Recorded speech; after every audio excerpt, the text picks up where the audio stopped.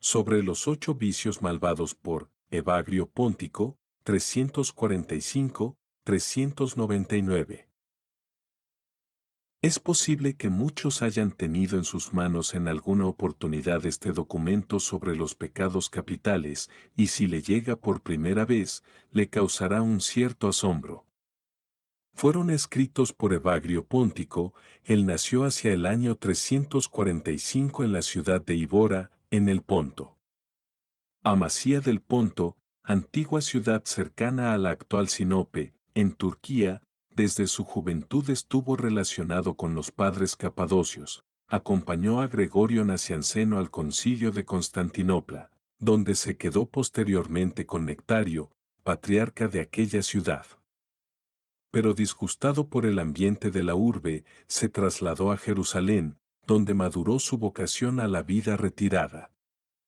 En torno al 383 tomó el hábito monástico y se trasladó a Egipto. Vivió en las montañas de Nitria, pasando después al desierto de la Queya, donde permaneció hasta su muerte, acaecida hacia el 399. Evagrio es una personalidad sobresaliente en la espiritualidad cristiana. Sus obras han sido siempre leídas y han ejercido una influencia decisiva a través de los siglos. Quasten lo presenta como el fundador del misticismo monástico y el autor espiritual más fecundo e interesante del desierto egipcio. Los monjes de Oriente y Occidente estudiaron sus escritos como documentos clásicos y como manuales de valor incalculable. La doctrina de los 7 pecados capitales, tan conocidos en la ascética tradicional de Occidente, tiene su origen en la explicación evagriana de los 8 malos pensamientos. Evagrio fue el primero que lo sistematizó como compendio y germen de todos los demás. Por otra parte, su aguda observación de la psicología del monje le convierte en un auténtico precursor del moderno psicoanálisis. La gula, lo que hoy llamamos gula, Evagrio llamaba gastrimargía, literalmente locura del vientre.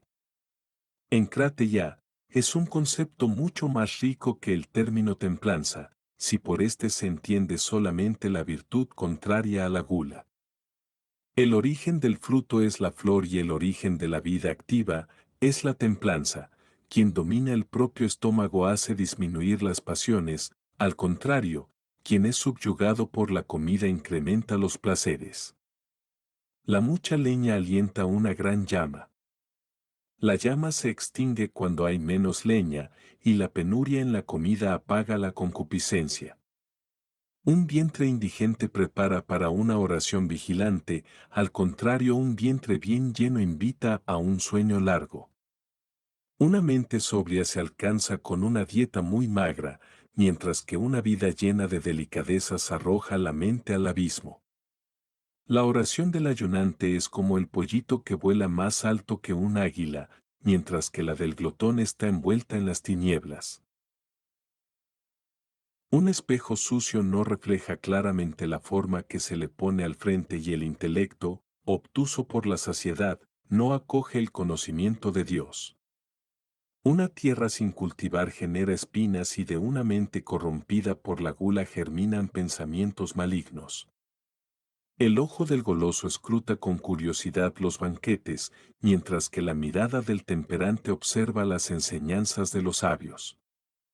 El húmedo vapor del saumerio perfuma el aire, como la oración del temperante deleita el olfato divino. Si te abandonas al deseo de la comida ya nada te bastará para satisfacer tu placer. El deseo de la comida, en efecto, es como el fuego que siempre envuelve y siempre se inflama. Una medida suficiente llena el vaso, mientras un vientre desfondado jamás dirá basta. La lujuria, la temperancia genera la mesura, mientras la gula es la madre del desenfreno. El aceite alimenta la luz de la lámpara y el frecuentar mujeres atiza la llamarada del placer. La violencia del oleaje se desencadena contra el mercader mal anclado como el pensamiento de la lujuria sobre la mente intemperante. La lujuria acogerá como aliada a la saciedad, le dará licencia, se juntará a los adversarios y combatirá finalmente del lado de los enemigos. Permanece invulnerable a las flechas enemigas aquel que ama la tranquilidad, quien en cambio se mezcla con la multitud recibe golpes continuamente. Mirar a una mujer es como un dardo venenoso, hiere el alma, nos inocula el veneno y cuanto más perdura, tanto más arraiga la infección. Acércate al fuego ardiente antes que a una mujer joven, sobre todo si tú también eres joven, en efecto, cuando te acercas a la llama y sientes una buena quemazón, te alejas rápidamente, mientras que cuando eres seducido por las charlas femeninas, difícilmente logras darte a la fuga. La hierba crece cuando está cerca al agua, como germina la intemperancia frecuentando a las mujeres. Aquel que repleta el vientre y hace profesión de sabiduría se parece a quien afirma que frena la fuerza del fuego con paja. Una columna se apoya en una base, y la pasión de la lujuria tiene sus cimientos en la saciedad. La nave presa de las tempestades se apresura en llegar al puerto, y el alma del sabio busca la soledad, una huye de las amenazadoras olas del mar, la otra de las formas femeninas que traen dolor y ruina. Un semblante embellecido de mujer hunde más que un oleaje marino, aún así, este te da la posibilidad de nadar si quieres salvar la vida, mientras que la belleza femenina, tras el engaño, te persuade de despreciar incluso la vida misma. Si tienes piedad para con el enemigo, este será siempre tu enemigo, y si concedes a la pasión, ésta se te revelará. El perro justamente menea la cola cuando se lo deja en medio de la multitud, pero cuando se aleja, muestra su maldad. Solo cuando el recuerdo de la mujer surge en ti privado de pasión, entonces considérate cerca de los confines de la sabiduría. Cuando en cambio su imagen te empuja a verla y sus dardos cercan tu alma, entonces considérate fuera de la virtud. La avaricia pilarguilla, o amor al oro, al dinero. Evagrio le da especial importancia a este vicio, y presenta su demonio como particularmente astuto, pues presenta al monje una serie de razonamientos que hacen aparecer la acumulación de bienes como un acto de sensatez y prudencia. La avaricia es la raíz de todos los males, y nutre como malignos arbustos a las demás pasiones, y no permite que se sequen aquellas que florecen de ésta. El monje rico es como una nave demasiado cargada que es hundida por el ímpetu de una tempestad, tal como una nave que deja entrar el agua es puesta a prueba por cada ola, así el rico se ve sumergido por las preocupaciones. El monje que no posee nada es en cambio un viajero ágil que encuentra refugio en todos lados. Es como el águila que vuela por lo alto y que baja a buscar su alimento cuando lo necesita. Está por encima de cualquier prueba, se ríe del presente y se eleva a las alturas alejándose de las cosas terrenas, tiene efectivamente alas ligeras, jamás apesadumbradas por las preocupaciones. Sobrepasa la opresión y deja el lugar sin dolor, la muerte llega y se va con ánimo sereno, el alma, en efecto, no ha estado amarrada por ningún tipo de atadura. Quien en cambio mucho posee se somete a las preocupaciones y, como el perro, está amarrado a la cadena y, si es obligado a irse, se lleva consigo, como un grave peso y una inútil aflicción, los recuerdos de sus riquezas. Es vencido por la tristeza y, cuando lo piensa, sufre mucho, ha perdido las riquezas y se atormenta en el desaliento. Y si llega la muerte abandona miserablemente sus tenencias, entrega el alma, mientras el ojo no abandona los negocios, de mala gana es arrastrado como un esclavo fugitivo, se separa del cuerpo y no se separa de sus intereses, porque la pasión lo aferra más que lo que lo arrastra. El monje juicioso tendrá cuidado de las necesidades del cuerpo y proveerá con pan y agua el estómago indigente, no adulará a los ricos por el placer del vientre, ni someterá su mente libre a muchos amos. En efecto, Las manos son siempre suficientes para satisfacer las necesidades naturales. El monje rico se regocija en las muchas rentas, mientras que el que no tiene nada se goza con los premios que le vienen de las cosas bien obtenidas. El monje avaro trabaja duramente mientras que el que no posee nada usa el tiempo para la oración y la lectura. El monje avaro llena de oro los agujeros, mientras que el que nada posee atesora en el cielo. La ira. La ira es una pasión furiosa, que con frecuencia hace perder el juicio a quienes tienen el conocimiento, embrutece el alma y degrada todo el conjunto humano.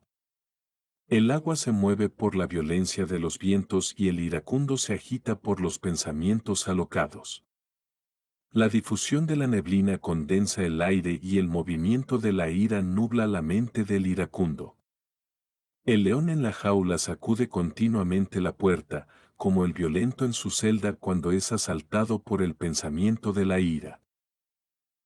La mansedumbre del hombre es recordada por Dios, y el alma apacible se convierte en templo del Espíritu Santo. Cristo recuesta su cabeza en los espíritus mansos, y solo la mente pacífica se convierte en morada de la Santa Trinidad.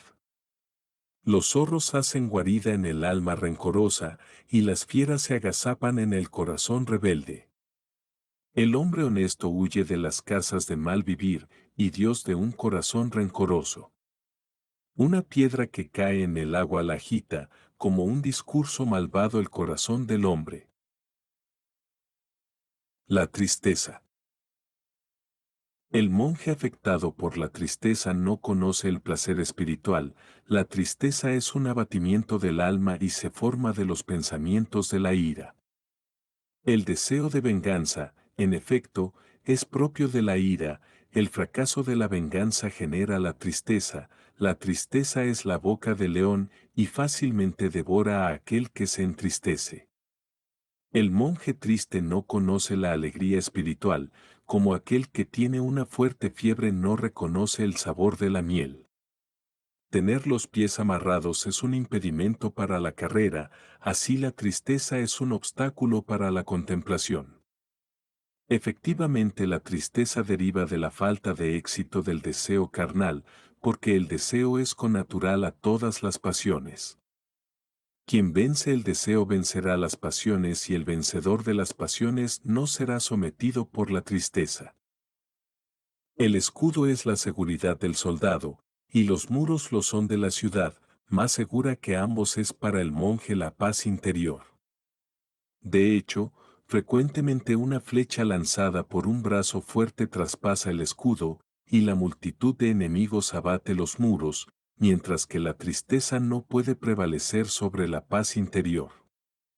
El avaro, al recibir un daño, se verá atrozmente entristecido, mientras que aquel que indiferente a las riquezas estará siempre libre de la tristeza.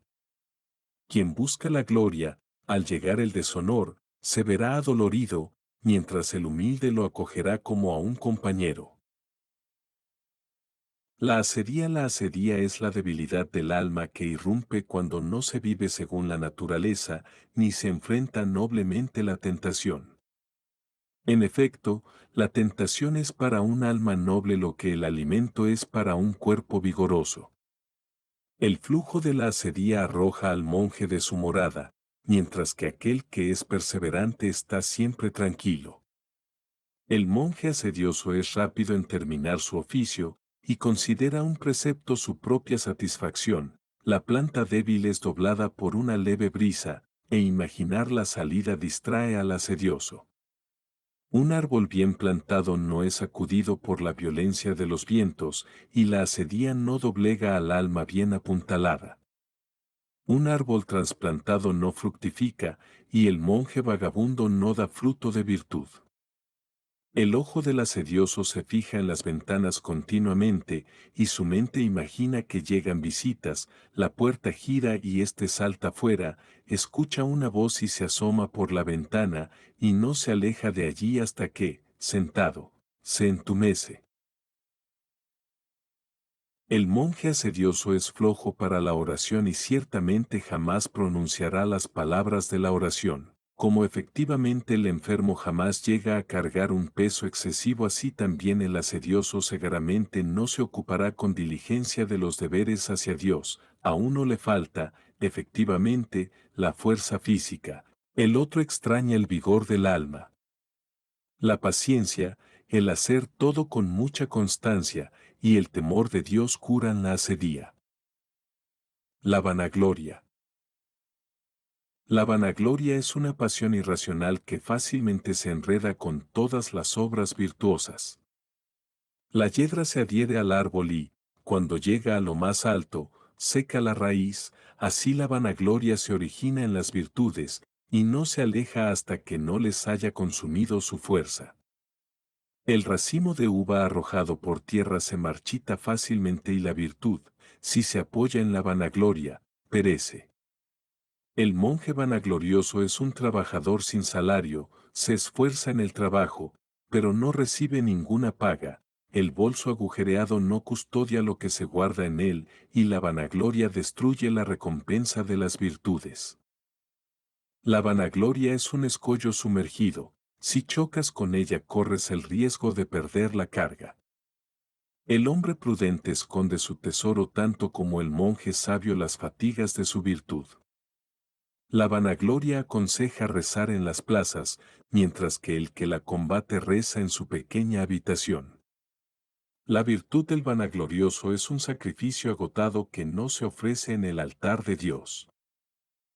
La soberbia. La soberbia es un tumor del alma lleno de pus. Si madura, explotará, emanando un horrible hedor. El resplandor del relámpago anuncia el fragor del trueno, y la presencia de la vanagloria anuncia la soberbia. El alma del soberbio alcanza grandes alturas y desde allí cae al abismo. Se enferma de soberbia el apóstata de Dios cuando adjudica a sus propias capacidades las cosas bien logradas. Una abundancia de frutos doblega las ramas del árbol y una abundancia de virtudes humilla la mente del hombre. No entregues tu alma a la soberbia, y no tendrás fantasías terribles. El alma del soberbio es abandonada por Dios, y se convierte en objeto de maligna alegría de los demonios. La soberbia precipitó al arcángel del cielo y como un rayo los hizo estrellarse sobre la tierra. La humildad en cambio conduce al hombre hacia el cielo y lo prepara para formar parte del coro de los ángeles. Al polvo, ahora soberbio y dentro de poco gusano. ¿Para qué elevas la cabeza que dentro de poco se marchitará? No posees nada que no hayas recibido de Dios, no desprecies, por tanto, al Creador. Has actuado rectamente según la virtud y Él te ha conducido. Glorifica a quien te ha elevado para permanecer seguro en las alturas.